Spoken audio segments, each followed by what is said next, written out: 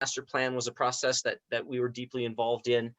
The North Cheyenne Canyon master plan was just a couple of years ago, and if you haven't seen some of the changes that have come about as a result of that master plan, you really should get out to North Cheyenne Canyon, especially into in the last couple of weeks. There's been some great new trails put in Stratton. The Austin Bluffs and Pulpit Rock open space master plan was recently completed in the last year, and we're going to hear a little bit more about that later from David.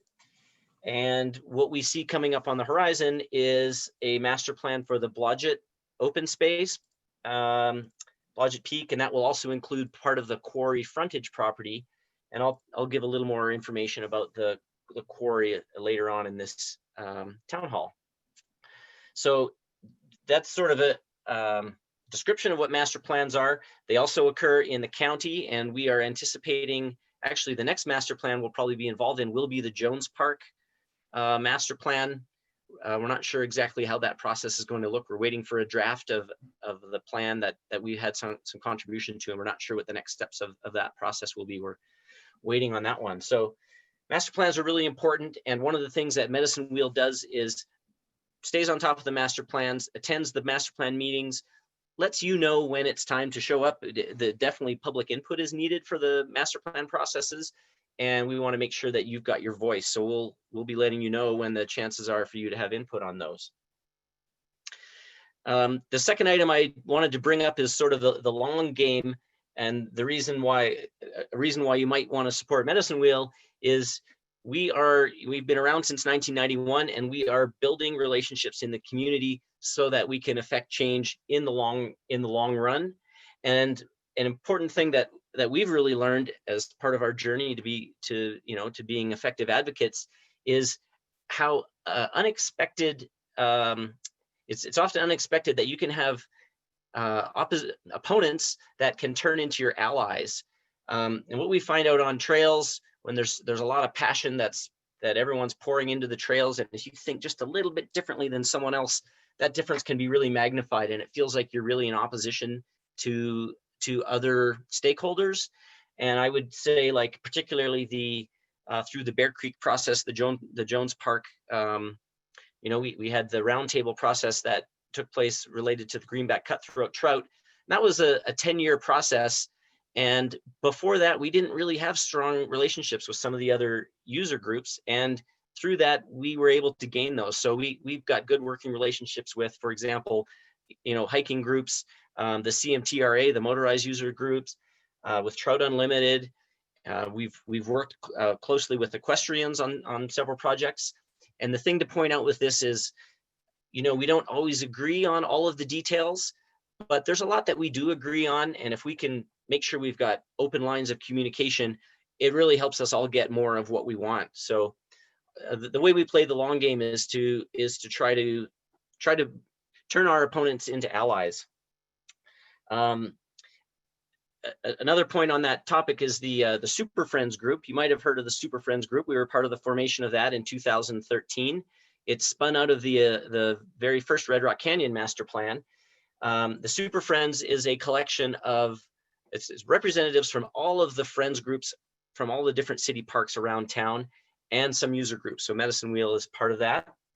And it was the first chance for all these volunteer groups to talk together, and it actually gives us a chance to have a stronger voice as advocates for our parks. When we're working with our partners on park staff, it's helpful if we can say, well, you know what, we've talked with all these other friends groups, and we've all got agreement on this one concept, and it gives us a greater voice. So that's a bridge that we've built over the last several years. I'll mention also for the playing the long game, we're going to talk more about the quarry projects here, and that definitely was a long process that we're happy to see moving forward. My third point I was going to bring up is collaboration with partners. Medicine Wheels has a strong collaboration with IMBA. We are part of the IMBA local program. Not everyone agrees with everything that IMBA does, but I'll tell you, IMBA is doing some really great work these days, really working on the wilderness issue. They've had some success recently in Utah with the Bonneville Shoreline Trail, adjusting wilderness boundaries to accommodate recreation. And this is a real precedent-setting event, that some wilderness boundaries are actually being adjusted to account for recreation. And we're seeing some similar things happening in California, where new approaches to wilderness are being tried.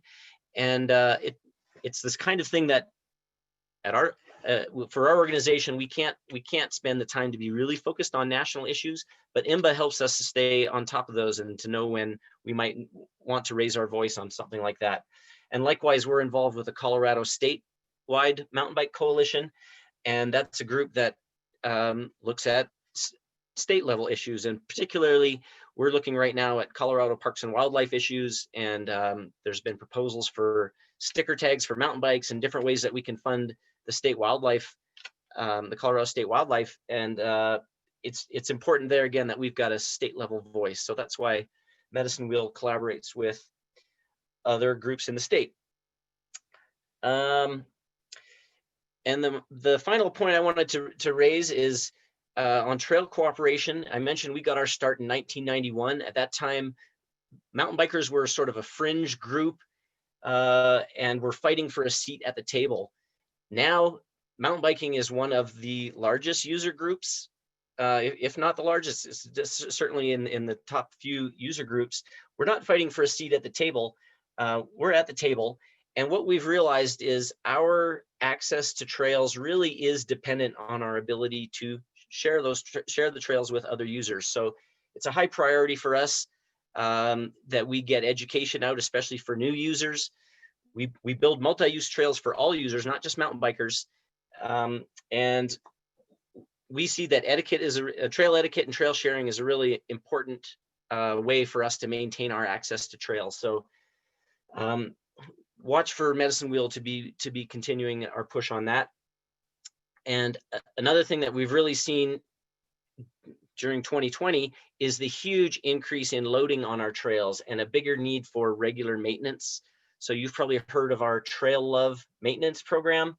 That's our regular trail work days, and we invite volunteers to come out and help care for our trails. And if you haven't done it, I really encourage you to do it. There's really nothing like working on the trails that you use, and the feeling it gives you to be giving back to that is really rewarding. So encourage you to stay alert for our Trail Love days and help us with our maintenance. And just to be clear on that, we're not proposing we're going to take over for the city parks and maintain all of the trails, but we are in a position where we can work with the city to share the load with them in some ways and to help set priorities for their work. So it's important that we're doing our part, and it really allows us to leverage the vision and to have some city parks resources working for our trail maintenance as well. So those are some things that are priorities for us, and what Medicine Wheel is doing for our members. I think I'm ready to turn it over to Jacqueline for some trivia. Yeah, so remember, you can type your answer to the trivia in the chat. So for our first question, which park in Colorado Springs City Park System has the most miles of trails?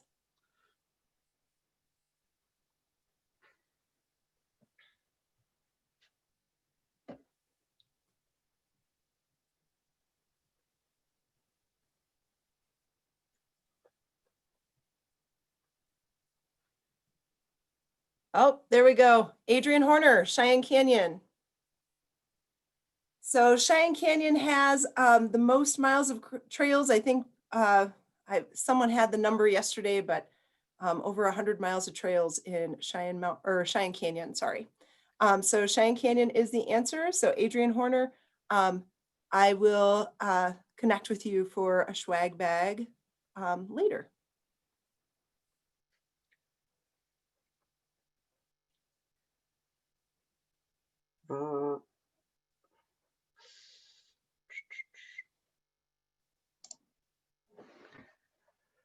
Either Corey or Melina want to talk on Giving Tuesday? Is it my turn? Is it me, Corey? Am I up? Yeah, Melina's on there, but Parker, Great. that looks like not the right slide. That's not my slide. That's what I have for you, Corey. Okay, well, I'll go ahead and talk, Corey, if you want to try and pull that up. But Yep. yeah, so thanks for letting me chat about our big Indie Give campaign that's going on right now. So I don't know how many of you guys are familiar with Indie Give, but it is a 2-month-long Colorado Springs philanthropy initiative that's designed to really promote some of our local nonprofits and to spread philanthropy, particularly among like the younger generations. So a lot of the messaging is targeted to those under the age of 36, because as you know, like giving back is rewarding unto itself, and then helping to just kind of publicize some of the nonprofits that are here in the Springs. Everybody from Medicine Wheel Trail Advocates to Happy Cats Haven to I think Rimfee is on there. It's it's a really broad selection of nonprofits. We have over 100 of them participating this year. Indie Give runs through the end of December, starts the beginning of November. So I think we have exactly 30 days left, which is really exciting. And the cool thing is that if you donate through Indie Give, you automatically receive a couple of like freebies from local companies who just want to say thank you. So it can be anything as small as like a cup of coffee all the way up to like, I think I saw a falconry lesson. Corey, is that correct? Which seems really cool and kind of incredible.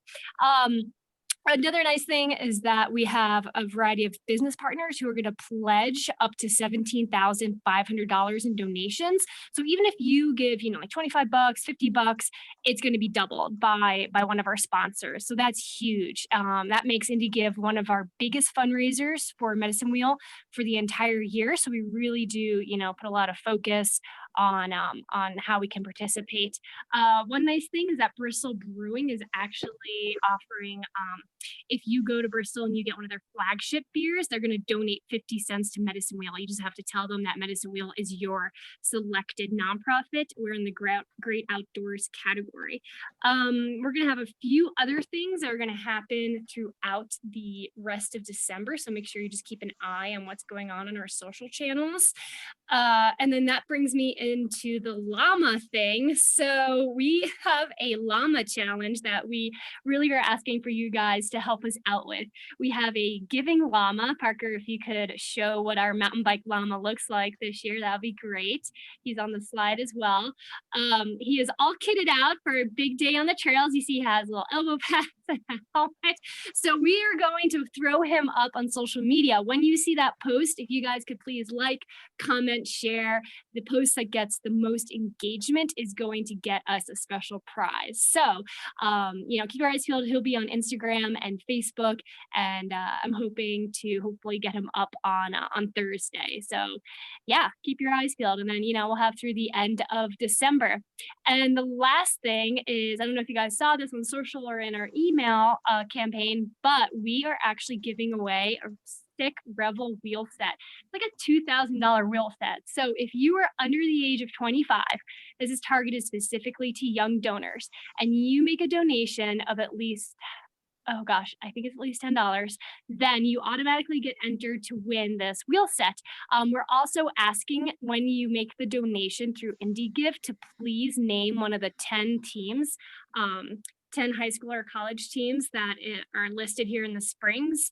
And you can find that I can run through the list, or we can just push it out on social. That might be the easiest way if we'll just follow up and make sure. It's on our Facebook page right now. It's on Instagram as well. But if you vote for one of the teams or mountain bike clubs or bike organizations listed, then the team with the most votes is going to win a specific team prize. And that's everybody from like the Manitou Monsters to Air Academy to Colorado College Cycling Club. It's just really exciting way to get more people engaged in Indie Give. So yeah, if you guys feel like, making a donation, just keep us in mind. So thanks, we can go on.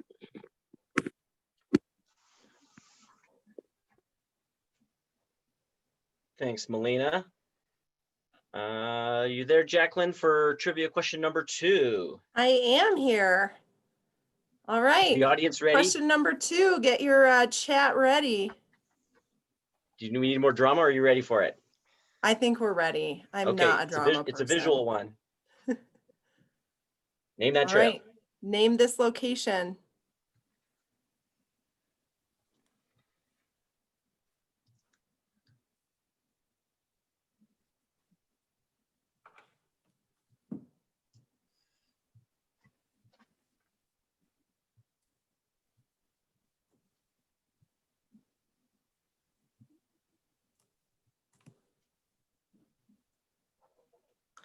All right, let me look at our answers really quick. Oh, Keith Thompson got it right away. Palmer Park. So, Keith, you can hit me up later for a swag bag.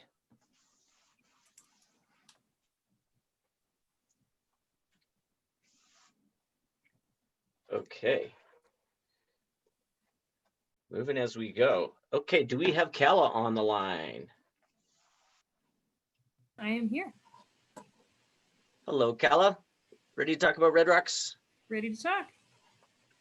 Go for All it. right, so since we all love Red Rock Canyon, we've got our map here on the screen.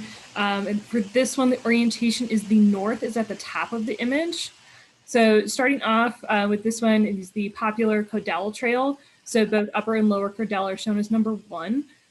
These are part of the master plan for Red Rock Canyon open space and part of MedWheel's vision for the park. Codell is significant because it's the first time we were given the official approval to build an advanced or black trail in the city park system. This approval happened early in 2015, so we haven't been at this for too long, but so Lower Codell and the lower sections of Upper Codell were first built by a contractor. And we focus on the top technical section, which was all actually hand built. So super cool when you're riding that to just remember that all your friends here at MedWheel, those awesome guys and gals out on the trail, hand built that whole top section of Codell. And so the park staff didn't quite believe at first that we could build a rideable trail in that section of the exposed area. But our focus has always been making, keeping it hard, keeping it sustainable. And we've continued to add features to this trail every year just to make it better, keep it technical. This year we were able to have 4 days of technical hand building over the summer, even despite our restrictions. We were able to keep it going and keep folks out on the trails. So I was glad to be a crew leader on some of the days for those and see the enthusiasm of our volunteers to improve this trail, and we can plan to work on it, keep going, and just kind of keeping everything sustainable, keeping our trails great. So then in the next one, we have the Trail Love for Medicine Wheel, our awesome folks on the trail committee with the Medicine Wheel's trail maintenance program. Lower Codell, unfortunately, hasn't had much trail love since it was put in 2015. We've had approval from our partners in the Parks Department to give it that trail love. Weather permitting through winter and early spring. Join us to help out on Lower Codell, the lower section that takes you down to the 31st Street. It's got great little lines. It's super fun and flowy, but as a little, the only bad part of it, you kind of get going a little fast and everyone likes to kind of hit the brakes a little bit on there, and the result, the trail definitely needs a little bit of attention. So come out and join me on some of those days and have a blast kind of keeping Lower Codell going. Next is the Half Pipe Trail, which is shown as number 2 on the map. In the park, it's south or above Codell. It's also called the White Acres Ridge, kind of depending what you're looking at.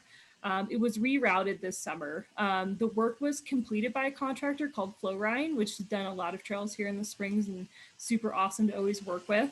After 8 years of effort by Medicine Wheel, we were finally able to get that completed.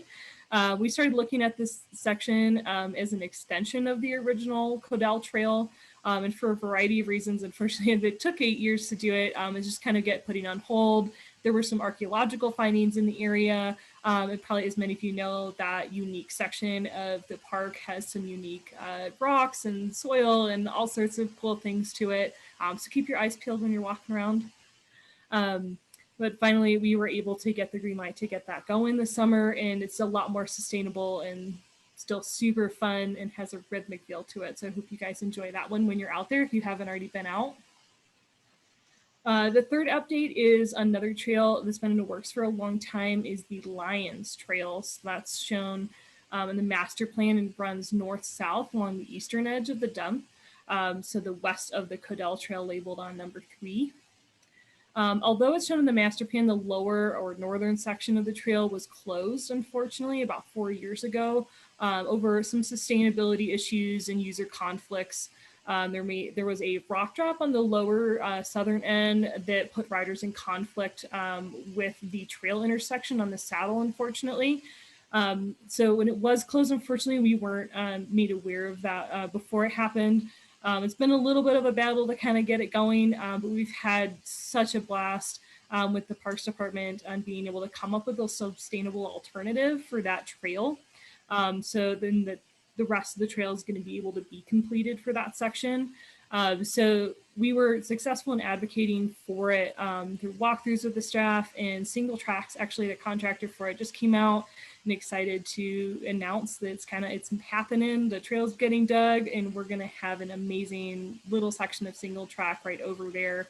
And we have a Facebook Live video that was recently posted. So go check that out. I'll give you a little bit of a more live view of what that trail looks like now. And then finally, it's actually the dump itself, which Hey, is Kella. Yeah. Kella, sorry, let me just jump in there. Of course. I've got the map labeled wrong. The threes are in the wrong spot. The Lions Trail is actually further to the west than what's shown there. Uh-oh. So sorry for that mislabeling. That was my fault. No worries. I'm sure we all know where it's at. You should be good. So, and then we're actually talking about like the dump. So just kind of where Lions leads up to, all that good stuff. Before Red Rock Canyon became a city park, through the TOPS program, the property was an unregulated dump. So since the city took ownership, they've been working to get the dump reclaimed and signed off by the state. The status of the dump is kind of ambiguous and is kind of constantly changing. It was clear, I mean, the master plan does have a trail along the western edge of it. So let's keep advocating for more single track in Red Rock Canyon, kind of get that going, and anything we can do to get a little bit more connections for our bikers, our hikers, our runners, all of our trail users, it would make a great connection for. Just another big shout out to the city park staff. It's always fun doing walkthroughs with them and working with them. They put so much hard work into our parks, and I know that they're always torn in a million directions. So it's always fun to be able to help them out and be a part of our parks. So we'll keep you posted on more ways to be involved with Red Rock Canyon in 2021 and go and help out the trails that you ride a lot. And Jacqueline's on to question number 3. Ready to go, Jacqueline? Trivia question number 3 is up. Let's see what we got for you. Get your fingers ready. Where was our first trail project for Medicine Wheel Trail Advocates?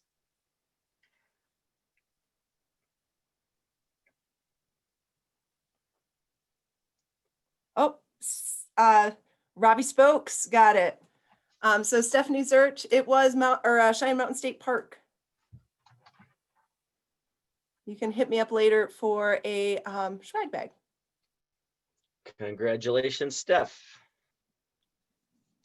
All right, next up, we've got our board chair, David Adair. Are you there, David, to talk about Austin Bluffs? Can't hear you if you're there, David. There we go. Okay. There he is. Hopefully, most of you know Austin Bluffs open space, which includes Pulpit Rock. The space is bounded on the west by North Nevada, north of Austin Bluffs Boulevard itself, and then east, and then, I'm sorry, and then on the east side by Academy. It's about 600 acres. It consists actually of 3 different parcels of city parks land, and then a big chunk of it, if any of you have been in there, you've most likely been on actually UCCS land, though UCCS is cooperating with parks to sort of integrate trail systems between the 2 areas. A master plan was begun in December 2018 and got final approval in June of 2020 with lots of public input. So now and if anybody wants to, you can find that master plan, either you can contact us, we can give you the link, or you can also find it on coloradosprings.gov.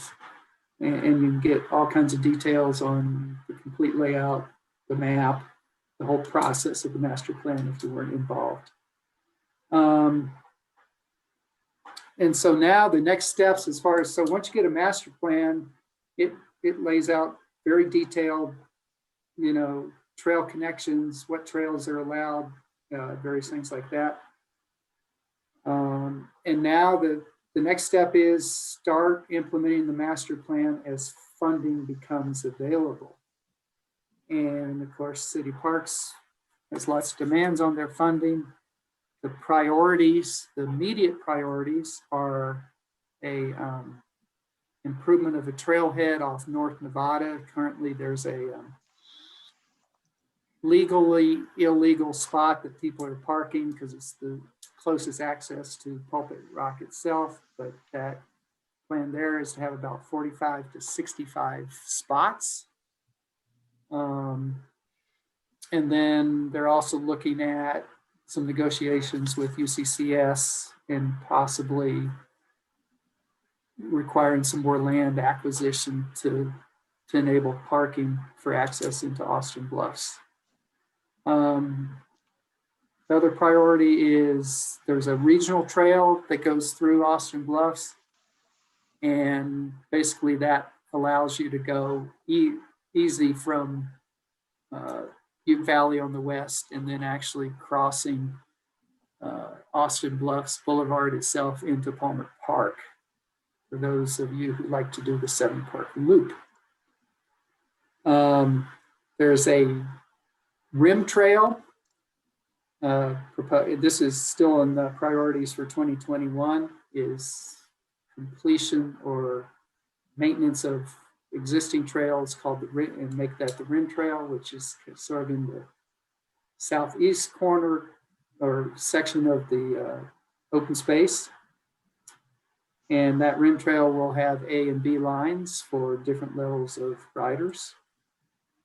And then also looking at area around Pulpit Rock itself. One of the things that that isn't a priority for the city, but if we can find funding, there is a downhill, bicycle-only downhill trail in the master plan coming off of Pulpit Rock. So kind of think of the chutes, but maybe a little easier access for a lot of people. There are also within the plan 4 bike optimized trails, which means the features, normally most trails are designed as multi-use. And even though these bike optimized trails will be multi-use, the orientation will be built as a bicycle trail first. So you can see those in the master plan. And that's what's going on with Austin Bluffs. So if anybody has questions, enter them in the chat.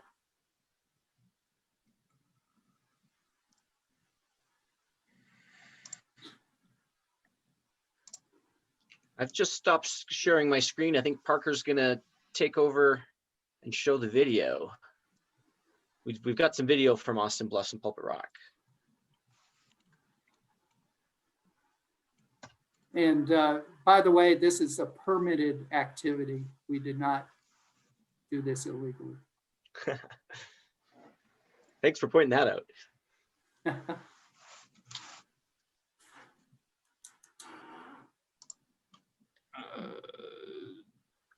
You see in the video, Corey? Or are you seeing a different screen? Are you seeing my slides or the? We see the slide, the video. Okay. Slide, but the video's not playing. Okay. Let me switch now. It started. Okay. That's it. See how the video works over Zoom.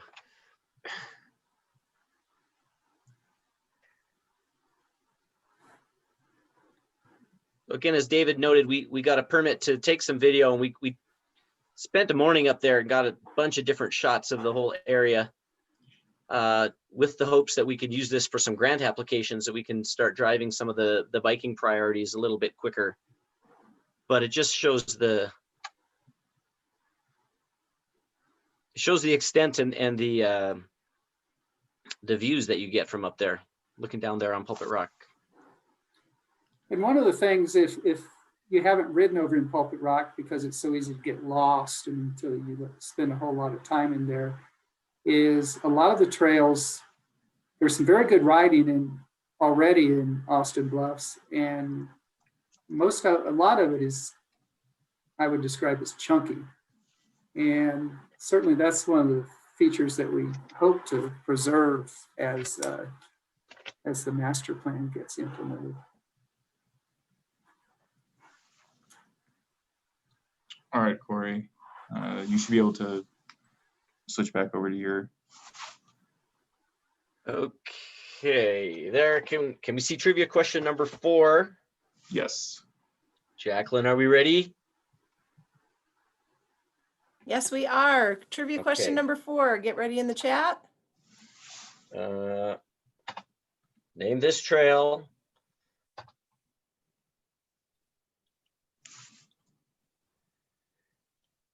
And if you already won, you are eligible, so please participate. And So we go ahead, actually had this discussion a little bit earlier, and I'm thinking that I will, just because we did decide that we would accept Elk Park as opposed to the Plunge, which is on Mountain Bike Project. However, Devin, I will still award you a swag bag along with Jesse Michael. oh, congratulations, double winners.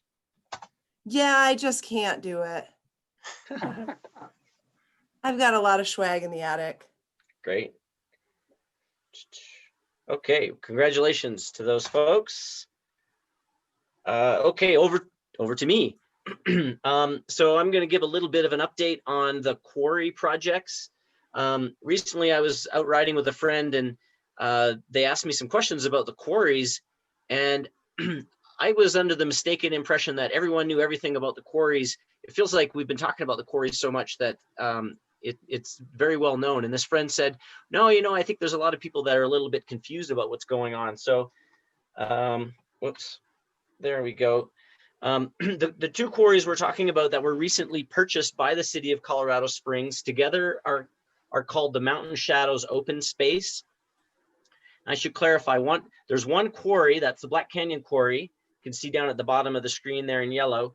And then there's in purple up at the top here, if you can see that, is that's the Pikeview donation. That's the actual quarry that you can see on the north side of town. But the Mountain Shadows acquisition was not that quarry. It was the Pikeview frontage property. So Mountain Shadows includes Pikeview frontage and Black Canyon. And at a later date, it's hoped and expected that the Pikeview quarry itself, shown in purple, will be donated to the city, but the city did not purchase it. The Black Canyon and the Pikeview frontage properties were purchased. It was a $9.4 million purchase made with the TOPS fund, and that's the Trails, Open Space, and Parks tax. It's a 0.1% sales tax.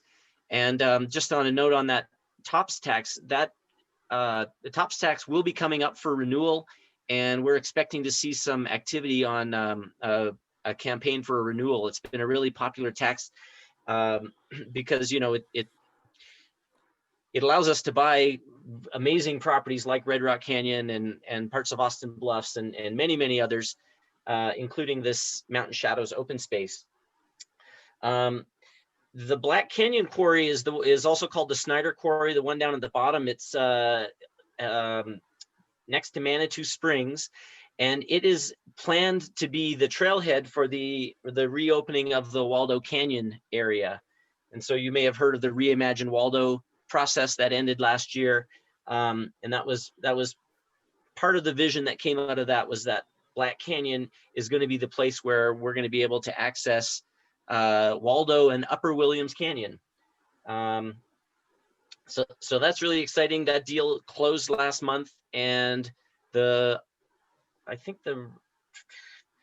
there's still some reclamation work yet to be done, but the Black Canyon parcel is moving ahead. The Pikeview frontage properties, you see it here, it borders on Blodgett Open Space, and Flying W Ranch is here on the other side. there will be a master plan process, we think, in the next year that will look at Blodgett and Pikeview frontage together, and we'll determine what kind of activities are appropriate there. So we'll keep you posted about that master plan. And then within about 5 years, the state reclamation certificate should be completed. So the reclamation work will start on the quarry.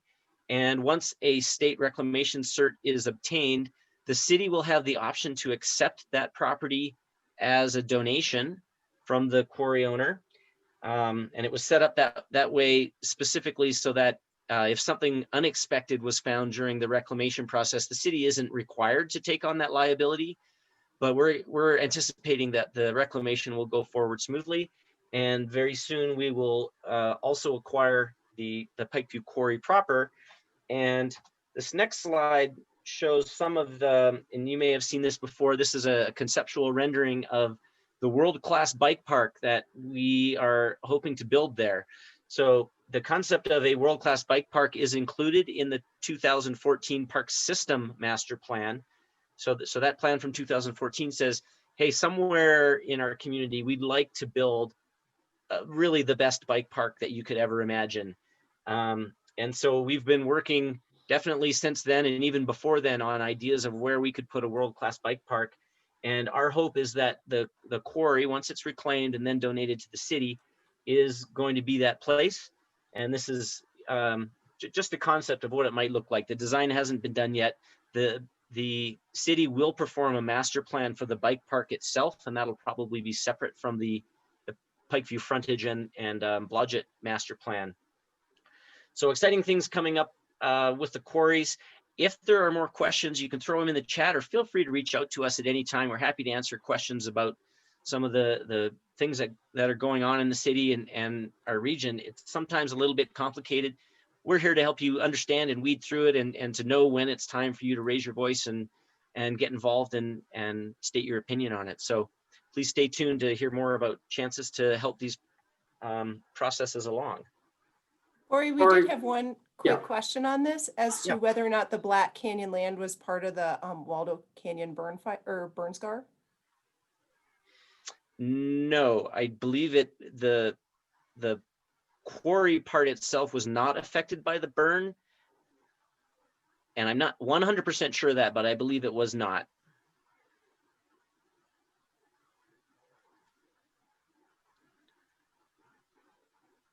Good there. Okay, on to trivia number 5. All right, trivia question number 5. What was the longest trail project that MWTA has worked on? Oh, it's moving quick. This is an easy one.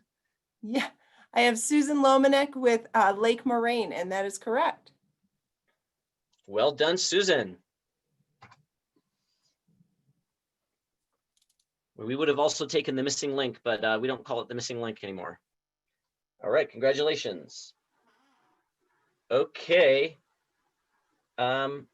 Moving on to the freeform questions. I think that's you, Jacqueline. So we have not had many other questions. I did note something that, that people might just want to know that the Lake Moraine Trail actually does go to Lake Moraine now. That was a small project this past summer. Oh yeah, good point. We did get a lot of feedback about, hey, nice trail, the Lake Moraine Trail. Where's the lake? And so it was. You're right. It was completed this summer. It was actually constructed by the same contractor that was hired to build the Lake Moraine Trail. Made that little spur connector to the lake itself. That single track. It's the same people working on the Lions Trail right now. And that little spur is actually a nice little addition. If you're out on the Lake Moraine Trail, you'll see it, going off to the south. I encourage you to take it and take a little trip down to the lake. It goes past some real cool rocks. It's a nice little side diversion there. And we do have a couple more questions coming in. One that I think that someone was maybe questioning, like that it's no longer called the missing link. And that is because it's not missing anymore. So it's been named Lake Moraine. And Devin Allen has asked about the e-bike survey results or city e-bike survey results, if we have any information on that. I could speak to that, or David Adair, you were involved in that. Do you want to address Devin's question?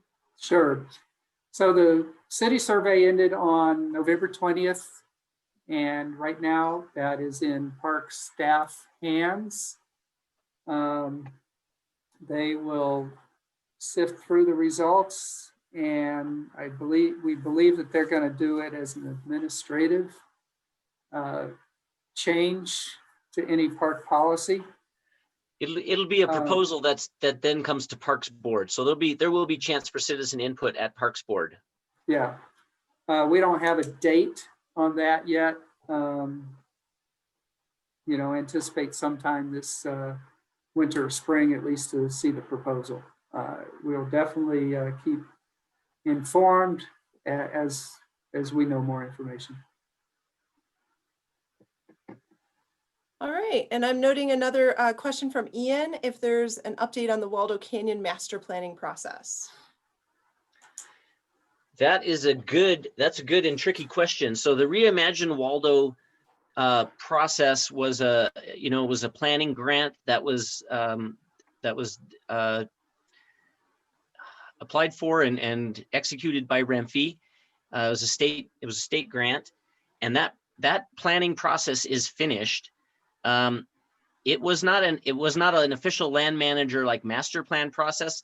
A lot of the property up in Waldo Canyon is national forest, and in order to move forward with that, the next thing that has to happen is a NEPA, the National Environmental Protection Act.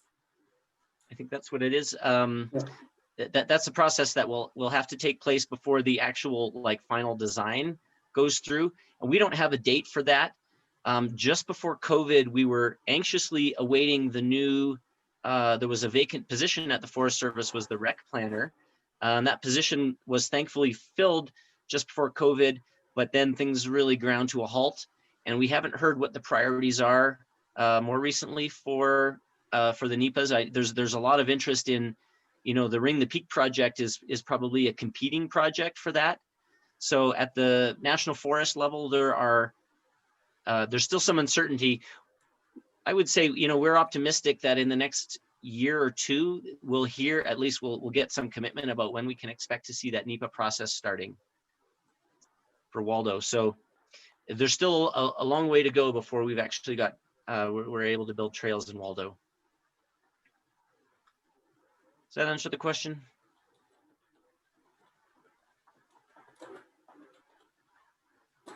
I think so. Thanks, Corey. Are there any other questions from our group today?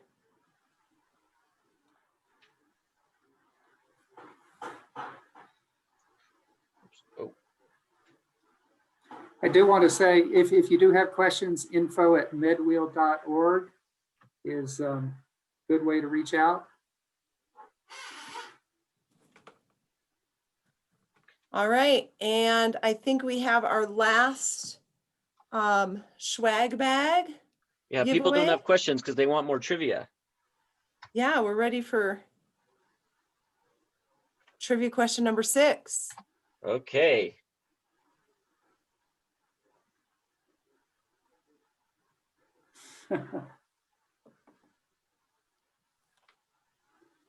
All right, Corey, help me out. We didn't go over the pictures. What do we got? Oh, if you don't know, you can't win. I can't win anything. Jacqueline, you know where this is. I probably do, but I so just sent you a message. Boris Simmons is our last swag bag winner Boris, way to go. with the top of Jack. See, now I recognize it, but I should probably Yeah, ride you my see, bike there's more. Ranger Couloir in the background. If I ever rode my bike, I'd know where these places are. Good stuff. All Well right. done, Boris. We're glad to have you in our community. Recently, Boris has helped us out looking at some pump track options. So but Boris is a volunteer with Medicine Wheel. We're really glad that he's getting a swag bag. Awesome. All right. And I think, does that bring us to our grand prize drawing? Yep, I've been working on this a little bit on my random number generator Oh, and good. my fancy Excel spreadsheet. And I have, it won't make any difference to you, but number 31, which is Amy Seltzer. Oh, great. Amy, great partner of Medicine Wheel from the Roll Bike Art Show. Well done, Amy. All right, so Amy Seltzer, I will have a cool bag for you to pick up at Routes Outfitters this week.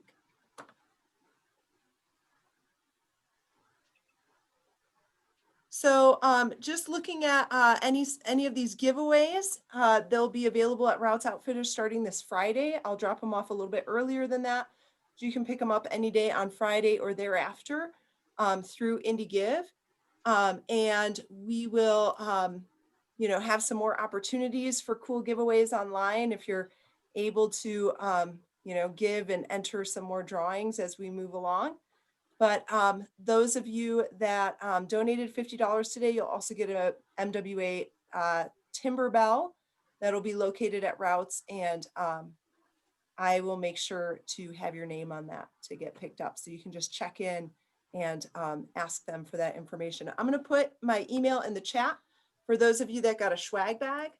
And if you can send me your preferred size and if you like a women's cut or not, and I'll try to kind of personalize that bag for you.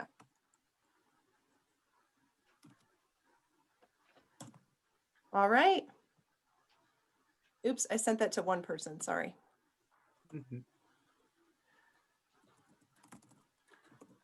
Well, I think that's the end. Thanks to everyone for attending. And if you have questions, reach out. If you'd like to support us, please do. We could really use your support through IndieGive to hit that matching grant. And hopefully we'll see you on